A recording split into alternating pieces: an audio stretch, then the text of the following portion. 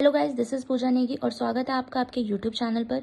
तो आज हम हार्म प्रिंसिपल के बारे में डिस्कस करने वाले हैं, जो दिया है जॉन स्टुअर्ट मिल ने, और उनका एक बहुत ही फेमस ऐसे है ऑन लिबर्टी।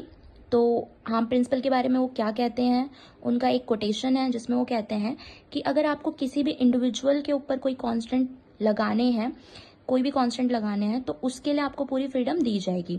अब चाहे आप वो इंडिविजुअली उस पर कांस्टेंट लगाओ या कलेक्टिवली तरीके से लगाओ। मतलब यह है कि अगर आप किसी पे अपने आप को आप बचाना चाह रहे हो, तो आप किसी और की फ्रीडम पर कांस्टेंट लगा सकते हो अपने आप को बचाने के लिए। सेकंड थिंग वो कहते हैं अपने कोटेशन में कि जो कांस्टेंट होते हैं वो सिर्फ एकमात्र रीजन से लगाया जाना चाहिए।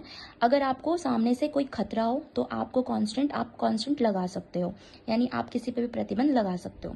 तो ये इस पे मतलब इसका कोई ना कोई एक पर्पस होता है, तभी जो है प्रतिबंध लगाए जाते हैं। तो किसी के विल के अगेंस्ट में जाकर अगर आप अपनी पावर का यूज़ कर रहे हैं और आप कोई कांस्टेंट लगा रहे हैं, तो वो होने भी चाहिए वो कांस्टेंट, ताकि दूसरे को कोई हार्म ना हो सके। इसलिए जो है वो प्रतिबंध लगाए जाते हैं। ये अपने वो हार्म प्रिंसिपल में कहते हैं। सेकंड थिंग वो जो है ह्यूमन एक्शंस को जो है दो पार्ट्स में डिवाइड करते हैं। पहला है सेल्फ रिगार्डिंग एक्शंस और दूसरा है आपका अदर रिगार्डिंग एक्शंस। तो जो सेल्फ रिगार्डिंग एक्शन है उसमें वो कहते हैं कि ये इस तरीके के एक्शंस होते हैं जिसके जो कॉन्सिक्वेंसेज होते हैं वो एक इंडिविजुअल पर पड़ते हैं, ना कि किसी और पर। यानी वो जो भी काम करेगा, जैसे भी काम करेगा कोई भी पर्सन, वो उस पर ही उसका असर पड़ेगा, किसी और पर नहीं पड़ेगा।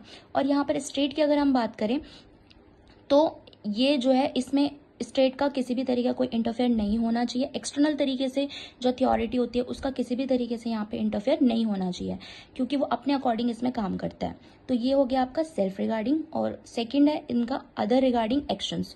तो अदर रिगार्डिंग एक्शंस में ये कहते हैं कि इस तरीके के एक्शंस हैं जिसके जो कॉन्सिक्वेंसेज है वो किसी और पर भी पड़ते हैं।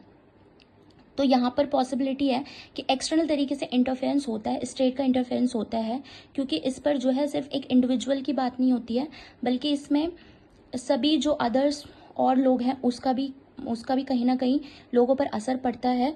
तो यहाँ पर पॉसिबिलिटी ये होती है कि एक्सटर्नल इंटरफेरेंस यहाँ पे बढ़ जाता है। तो यही था जॉन स्टुअर्ट मिल का हार्म प्रिंसिपल, उसका self regarding and other regarding